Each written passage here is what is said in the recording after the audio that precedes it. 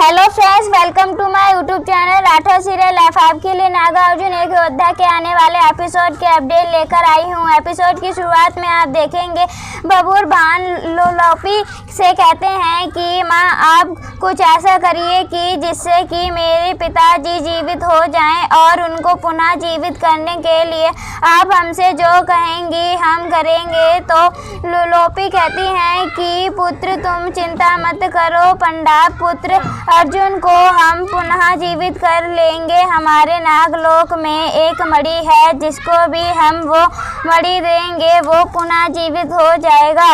वैसे तो वो मणि हमारे नागलोक के लिए कि यदि कोई भी सांप या नाग अगर मर जाता है तो उनको पुनः जीवित करने के लिए हम उस मणि का उपयोग करते हैं। तो बबूरवान कहते हैं कि माता हम उस मणि को पाने के लिए कुछ भी करेंगे। कहती हैं कि पुत्र जल्दी करो, यदि हम तुम्हारे पिताश्री का शरीर नष्ट होने लगा तो फिर हम कुछ नहीं कर पाएंगे। चित्रगना बहुत परेशान होती है। चित्रगना बार बार बबूरवान और लोपी से कहती हैं कि जल्दी से उस मणि का इंतज़ाम कर दीजिए, वो मणि हमको ला दीजिए जिससे कि हमारे पति जीवित हो जाएं।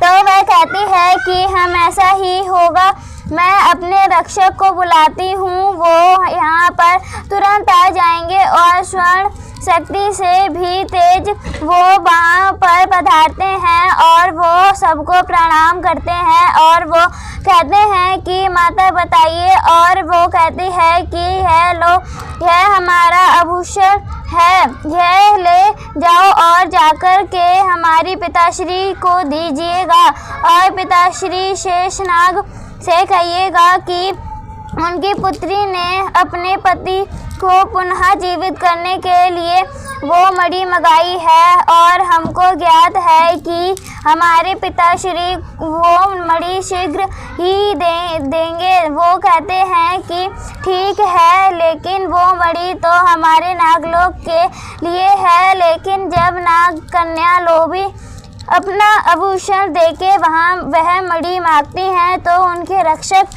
कहते हैं हम शीघ्र ही जाएंगे और मणि को लेकर आएंगे।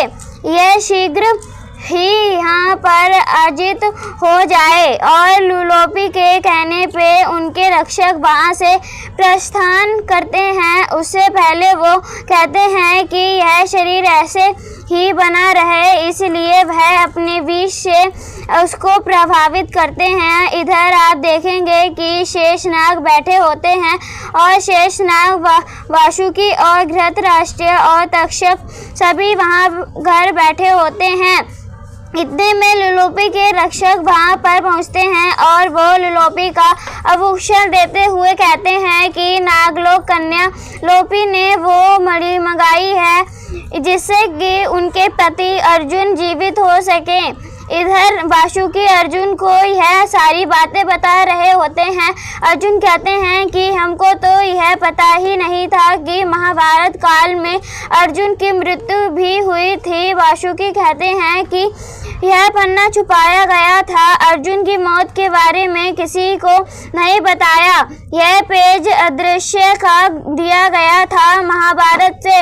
इधर शेषनाग बैठे होते हैं। शेषनाग कहते हैं हमारी पुत्री ने यदि मणि मंगाई है तो हम अवश्य भेजेंगे वह मणि। लेकिन तक्षक वह कहते हैं कि ऐसा नहीं हो सकता, वह मणि हमारे नागलोक के लिए है। यदि हमारे नागलोक में कोई सांप मर जाता है तो उसको पुनः जीवित करने के लिए यह हमारे नागलोक से बाहर नहीं जा सकती, यह गलत होगा। और तक्षक विरोध करते हैं। वह कहते हैं कि उस मणि पर पूरे नागलोक का हक है। शेषनाग जी आप वो मणि अपनी पुत्री को नहीं दे सकते, उस पर हम आपका सबका अधिकार है। शेषनाग पहले तो वो मणि देने के लिए तैयार थे, लेकिन जब सब विरोध करते हैं तो वो सोचने लगते हैं। तक्षक कहते हैं कि उस अर्जुन की जब मृत्यु हो गई है तो उसका क्यों पुनः जीवित करें। उनके हमारा खंड वन नष्ट कर दिया। अग्निदेव के कहने पर अग्नि की आहुति दे डाली। उस वन में हमारे सांप मर गए। हमारी कितनी सेना खत्म हो गई और उस अर्जुन की वजह से हमको यहाँ पाताल लोक में आकर रहना पड़ रहा है। इसी के साथ एपिसोड खत्म होता है। ऐसी ही वीडियो देखने के लिए हमारे चैनल को सब्सक्राइब करें एंड वीडियो पसंद आई तो प्लीज़ वीडियो को लाइक करें। तब तक के लिए बाय बाय।